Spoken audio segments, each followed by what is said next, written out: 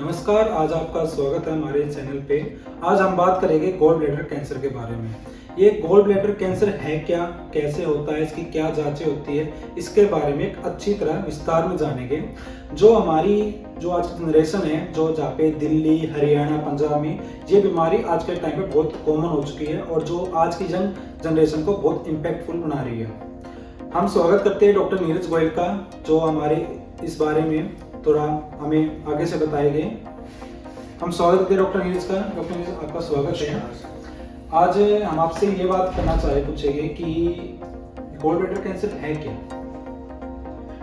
दीपक जी, देखिए, gall bladder cancer जो है पित्त की थैली मेरे लिवर के नीचे राइट साइड में, जिगर के नीचे मेरे राइट साइड में होती है। तो वो जो पित्त की थैली, उसके अंदर डेवलप होने वाली कोई भी गांठ या कोई भी ग्रोथ, वो गॉल ब्लैडर का कैंसर है। कुछ भी चीज़ ऐसी डेवलप हो रही है जिसकी वजह से गॉल ब्लैडर में गांठ बन रही है, वो गॉल ब्लैडर का कैंसर है। डॉक्टर साहब, बता सकते हैं हमें पता कैसे चलेगा कि ये गॉल ब्लैडर कैंसर कैसे ग्रोथ करता है, कैसे पता चलेगा हमें इसका? देखिए दीपक जी, इस क्वेश्चन को मैं दो भागों में विभाजित करना चाहूँगा। सबसे पहला तो रहेगा कि भाई हमें पहले ये समझना है कि मेरे को गॉल ब्लैडर का कैंसर हुआ क्यों, मतलब इसके होने के कारण क्या है।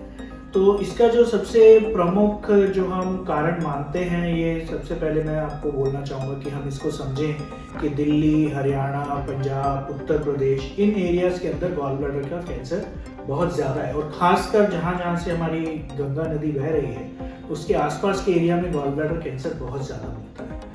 कारण उसका उस एरिया में होने का क्या है, हमें बहुत अच्छे से नहीं पता है। कोई हमें ऐसा गंगा के पानी में भी कुछ ऐसा नहीं मिला है, पर उस एरिया में ये बहुत ज़्यादा होता है। तो अब इसके जो होने के जो कारण हैं, उसके अंदर एक जो कारण इम्पोर्टेंटली आता है कि पित्त की थैली की पथरी। ओके। जो पित्त के थैली के अंदर की जो पथरी होती है, वो अगर बहुत लंबे समय तक रह जाती है तो वो आपके गॉल ब्लैडर के कैंसर को डेवलप कर सकती है। जब हम इसको स्टैटिस्टिकली देखते हैं तो ये देखा गया कि एक पथरी जिसका साइज 2.5 सेंटीमीटर से ज़्यादा है, वो लंबे समय तक आपके गॉल ब्लैडर में रह जाए तो वो बार बार इन्फ्लेमेशन, इन्फेक्शन करके आपकी जो गॉल ब्लैडर कैंसर को बना देती है। अगर मैं आपको दूसरे शब्दों में समझाना चाहूँ, इसका मतलब ये भी नहीं हुआ कि भाई मेरे को पथरी हो गई तो मेरे को कैंसर हो गई होगा। हमने एक स्टडी आई जिसके अंदर देखा गया कि अगर हम 100 मरीज ऐसे जिनको पित्त की थैली में पथरी है, उनको अगर हम लंबे समय तक फॉलोअप में रखते हैं तो केवल 3% गॉल ब्लैडर के अंदर कैंसर डेवलप हुआ। पर अगर मैं 100 गॉल ब्लैडर कैंसर के मरीज देखता हूँ तो उनमें से 97% के अंदर पथरी है। तो कहीं ना कहीं ये जो पित्त की थैली की जो पथरी है, वो मेरे कैंसर को डेवलप करा रही है। डॉक्टर साहब, आप ये बता सकते हो इसके स्टार्टिंग में क्या लक्षण हो सकते हैं कि हमें जैसे जल्दी पता चले हमें? देखिए, गॉल ब्लैडर के जो कैंसर के जो लक्षण हैं या जिनको हम सिम्टम्स बोलते हैं, वो पित्त की थैली की पथरी के जैसे ही। ओके। पित्त की थैली की पथरी में जैसे आपको दर्द होता है, दाहिनी तरफ कंधे तक जाता है या पीछे बैक की तरफ जाता है, पित्त की थैली के कैंसर में भी ऐसे ही दर्द होता है। पित्त की थैली के कैंसर का जो दर्द है वो भी ऐसे ही ऊपर की तरफ या पीछे की तरफ जाता है, साथ में उल्टी हो सकती है। इसके अलावा जो आपकी पित्त की थैली की जो कैंसर है, उसके जो लक्षण है, उसमें दूसरा प्रमुख लक्षण आ जाता है मेरा जॉन्डिस, मतलब पीलिया। क्योंकि जो पित्त की थैली की जो कैंसर है, उसके पास ही आपका बाइल डक्ट है, पित्त का रास्ता है। वो जब कैंसर बढ़ के उस पर दबाव डालता है तो आपको पीलिया हो सकता है। इसके अलावा आपको भूख कम लगना या आपका वजन कम होना, कभी कभी उल्टी होना, ये जो 2 या 3 लक्षण बाद में मैंने जो आपको बताए हैं, ये अक्सर हमें बताते हैं कि मेरा जो कैंसर है वो एडवांस स्टेज में आ गया है, वो या ज़्यादा बढ़ चुका है। तो ये प्रमुख लक्षण है, हमें समझना है। सबसे कॉमन लक्षण है दर्द, और दूसरा जो इम्पोर्टेंट लक्षण है वो है हमारे जो पेट के अंदर जो पीलिया है। मैं आपको एक चीज़ बताऊं कि हमने अपनी स्टडीज़ उत्तरी भारत में की है, तो वहाँ पर हमारा जो गॉल ब्लैडर का जो कैंसर है वो बहुत ही कॉमन है। तो इतना कॉमन है कि हम जब भी हमारे पास कोई राइट अपर एब्डोमेन और आपके दाहिनी पेट के दाहिनी भाग में ऊपर की तरफ कोई आपका जब दर्द लेके आता था, तो हमारे मस्तिष्क में गॉल ब्लैडर कैंसर हमेशा रहता है। और मैं सबको बोलूँगा कि सब डॉक्टर से ही बोलूँगा और सब लोगों को बोलूँगा कि कभी ऐसा होता है तो अपने दिमाग में इस बीमारी को रखिए। तो डॉक्टर साहब, इसका ट्रीटमेंट क्या होता होगा आपके उसमें? दीपक जी, देखिए, ट्रीटमेंट से पहले मेरे को समझना है कि इसकी जांचें क्या है। ओके। क्योंकि ट्रीटमेंट में तो मैं तभी पहुंच पाऊंगा जब मेरे को इसकी जांचें समझ में आएंगी। तो गॉल ब्लैडर की जो कैंसर है उसकी जो सबसे प्रमुख जांच है वो है अल्ट्रासाउंड। ओके। जैसे आपको दर्द हुआ, इतने लंबे समय से दर्द चल रहा है, तो आप तुरंत अपने डॉक्टर के पास जाएं, वो आपको सबसे पहले एक अल्ट्रासाउंड की सलाह देंगे। अल्ट्रासाउंड जब आपका हो जाएगा, उसमें आपको पित्त की थैली के अंदर अगर गांठ दिख रही है तो आपके डॉक्टर आपको एक सीटी स्कैन या पेट सीटी स्कैन की सलाह देंगे। मैं अपने तौर पर पेट सीटी स्कैन की सलाह देता हूँ, और साथ में सीटी स्कैन भी एक खास प्रकार का होता है जिसको हम ट्रिपल फेज सीटी स्कैन कहते हैं, क्योंकि वो लिवर को पूरा अच्छे से हमें दिखा देता है। तो उस स्कैन से हमें पता चल जाता है कि मेरी बीमारी कितनी बड़ी हुई है, ऑपरेशन के लायक है या नहीं है, या उसने किसी और जगह पर दबाव तो नहीं डाला है। तो ये जो इम्पोर्टेंट हमारी जांचें होती है, मतलब अल्ट्रासाउंड और आपका पेट स्कैन या सीटी स्कैन। तीसरी एक जांच होती है जो हम सुई की जांच या जिसको हम एफएनएसी बोलते हैं। यूजुअली हम गॉल ब्लैडर कैंसर के जो पेशेंट्स होते हैं उसके अंदर ये वाली जांच हम अक्सर नहीं कराते हैं, क्योंकि अगर मेरा ऑपरेशन के लायक बीमारी है, मेरे पेट स्कैन या सीटी स्कैन के ऊपर मेरे को पता चल गया है कि मेरी बीमारी ऑपरेशन के लायक है, तो हमारे को सुई की जांच की आवश्यकता नहीं होती है। पर अगर मेरी बीमारी बढ़ी हुई है, मैं सीधा ऑपरेशन नहीं कर पा रहा हूँ, तो मेरे को एक सुई की जांच करनी है डायग्नोसिस बनाने के लिए। डॉक्टर साहब, मैंने देखा है कि स्टार्टिंग में पेशेंट को जैसे पित्त की थैली में पथरी पाई गई और बाद में उसको मतलब उसने ट्रीटमेंट करवाया नहीं।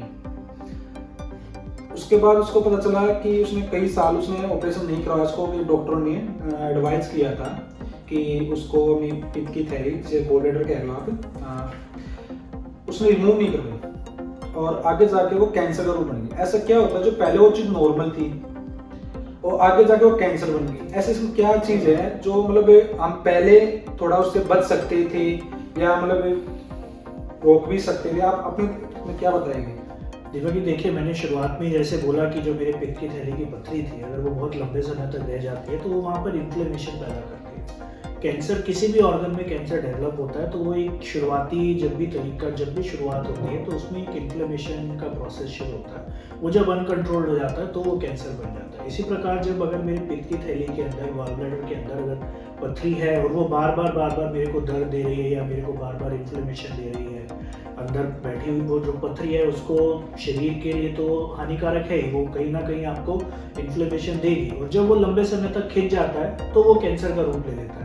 आपको डॉक्टर ने बताया कि भाई आपको पित्त की थैली की पथरी है, आपको ऑपरेशन कराना चाहिए, आपने नहीं कराया, तो वो आपको कहीं ना कहीं लंबे समय में जाके आपकी पित्त की थैली का कैंसर बना सकती है। मैं ये नहीं बोलूँगा अवश्य बनेगा, पर वो बना सकता है। तो इसीलिए अगर आपको दर्द हुआ है पित्त की थैली की पथरी का तो उसको तुरंत ऑपरेट करा दें। डॉक्टर साहब, एक चीज़ और बताओ आप कि जो पित्त की थैली है, इसमें पथरी बनती कैसे है?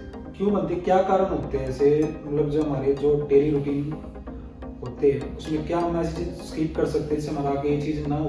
देखिए दीपक जी, पित्त की थैली की पथरी और जो हमारी गुर्दे की पथरी है उनको अलग से समझना पड़ेगा।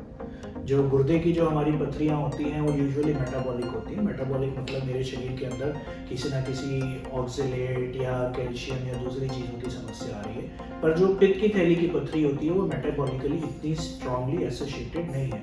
कहने का मतलब है कि मेरे पास ऐसे कोई एग्जैक्ट फैक्टर्स नहीं हैं जिससे मैं बोलूँ कि आपको पथरी बनी, पर कुछ चीज़ें होती हैं। हम स्पेशली जब हम बोलते हैं ए फैट फर्टाइल फीमेल ऑफ 40, मतलब एक महिला जो 40 की उम्र के आसपास है, जो अभी जिनको पीरियड्स आ रहे हैं और जिनकी मोटापा है, ये 3 या 4 फैक्टर्स ऐसे हैं जो पित्त की थैली को बढ़ावा देते हैं।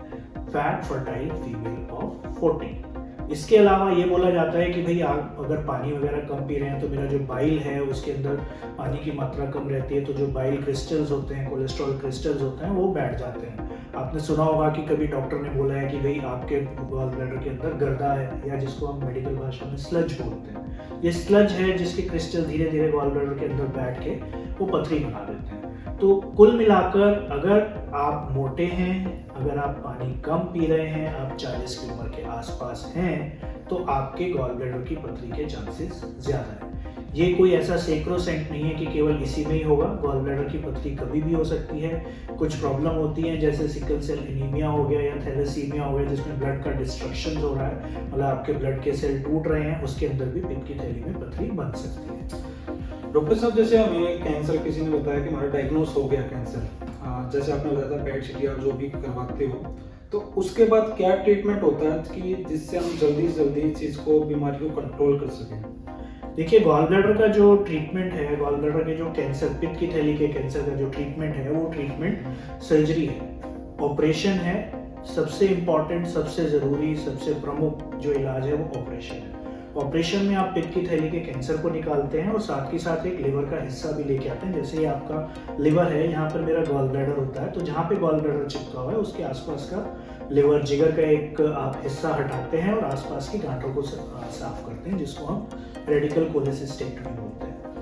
तो ये जो रेडिकल कोलेसिस्टेक्टमी होती है, इसकी जब रिपोर्ट आती है, जिसको हम बोलते हैं बायोप्सी रिपोर्ट, जब टुकड़े की जांच की रिपोर्ट आती है, उससे हमारे को पता चलता है कि भाई ये मेरा गॉल ब्लैडर कौन सी स्टेज में है। पहली स्टेज में है, दूसरी स्टेज में है, तीसरी स्टेज में है, चौथी स्टेज तो हमें पहले ही पता चल जाती है क्योंकि फैला होता है। तो अगर ये मेरा कैंसर दूसरी या तीसरी स्टेज में आता है तो मेरे को उसके बाद कीमोथेरेपी देनी होती है। अब यहाँ पर मैं एक चीज़ और बोलूँगा, कुछ कैंसर ऐसे होते हैं कि वो बड़े हुए हैं, जिनको हमने आपका स्कैन कराया और हमें दिखा कि भाई हम सीधा ऑपरेशन में नहीं ले सकते। तो ये वाले जो कुछ कैंसर होते हैं, इनको कीमोथेरेपी पहले दी जाती है ताकि हम ट्यूमर के साइज को, कैंसर के साइज को थोड़ा छोटा कर पाए। इसको कीमोथेरेपी को शुरू करने के लिए आपको पहले एक सुई की जांच करनी होती है, जिसको हम FNAC बोलते हैं, जैसा मैंने पहले भी आपको बताया था। तो जब कैंसर छोटा हो जाता है तो आप अपने जो गॉल ब्लैडर या पित्त की थैली का जो पथरी है, उसके कैंसर को पुनः उसी हिसाब से रेडिकल कोलेसिस्टेक्टमी करते हैं। कभी कभी आपको लिवर का एक बड़ा हिस्सा भी निकालना पड़ता है, कभी कभी आपको पित्त का रास्ता भी रिमूव करना पड़ता है। तो ये सर्जरी डिपेंड कर जाती है कि आपके ट्यूमर कितना फैला हुआ है। डॉक्टर साहब, आप बताना चाहोगे, जैसे कि हमने इसका ट्रीटमेंट हो गया, तो मैंने देखा कि मोस्टली पेशेंट को कि दोबारा कैंसर डायग्नोस हो जाता है, मतलब उसने अपना ट्रीटमेंट अच्छी तरह लिया, जो आपने बताया कि पहले कीमोथेरेपी, उसको हम सर्जरी करते हैं, फिर कीमोथेरेपी, जो भी आपके ट्रीटमेंट है, पेशेंट को दोबारा मतलब एक ट्रीटमेंट अच्छा लेने के बावजूद भी, जैसा आपने बताया पेशेंट ने ट्रीटमेंट अच्छा लिया, उसके बाद भी पेशेंट को कैंसर आ जाता है, उसके क्या कारण होते हैं गॉल ब्लैडर में? देखिए, ये गॉल ब्लैडर के साथ की प्रॉब्लम नहीं है, किसी भी कैंसर के साथ की प्रॉब्लम है कि भाई मैंने पूरा अपना इलाज कराया, मैंने ऑपरेशन भी कराया, कीमोथेरेपी भी ली, फिर भी कुछ समय के बाद मेरा कैंसर वापस आ गया। ये बहुत सारी चीज़ों पर निर्भर कर जाता है। दो प्रकार के फैक्टर्स मैं इसमें बोलूँगा, जिसमें सबसे पहला फैक्टर आता है ट्यूमर फैक्टर, मतलब कैंसर की तरफ से क्या सिचुएशन है, और दूसरा मेरा शरीर कैसा है। तो सबसे पहली चीज़, अगर मैं कैंसर की तरफ जाऊँ तो सबसे पहले मेरे को ये समझना है कि भाई मेरा जो कैंसर है किस स्टेज में था। जितनी स्टेज हायर होगी उतना चांस होगा कि मेरा कैंसर वापस आ सकता है। उसका कारण ये है क्योंकि जितनी स्टेज बढ़ जाती है उतना चांस होता है कि कैंसर के जो सेल हैं आपकी ब्लड स्ट्रीम में घूम रहे होंगे और उनके कहीं ना कहीं कभी ना कभी वापस आने की आशंका रहती है। कीमोथेरेपी जब हम ऐसी सिचुएशन में देते हैं तो हमारा वो चांस कम हो जाता है। दूसरी चीज़ अब आपको समझनी है कि मेरा शरीर कैसा है। अगर मैं कैंसर मानूं कि एक ही प्रकार का, एक ही स्टेज का कैंसर मैं हर मरीज को दे दूं, तो वो हर मरीज के शरीर में अलग तरीके से बिहेव करेगा, क्योंकि मेरी इम्यूनिटी अलग है। मेरा जो शरीर की जो लड़ने की क्षमता है उस कैंसर से वो अलग है। और तीसरी इंपॉर्टेंट चीज ये है कि भाई मैंने अपने लाइफस्टाइल को कैसे रखा है। मैंने अपना, मेरा खुद का मानना है कि भाई मेरे को जब भी कैंसर की मैं ट्रीटमेंट कर रहा हूँ या करा रहा हूँ तो मेरे को सबसे पहले तो पॉजिटिव फ्रेम ऑफ माइंड रखना है, हेल्दी लाइफस्टाइल रखना है कि भाई मैं पानी अच्छे से पीऊँ, एक्सरसाइज अच्छे से करूँ, अपनी इम्यूनिटी को बूस्ट करता हूँ, ताकि ये कैंसर वापस आने का चांस कम से कम रहे।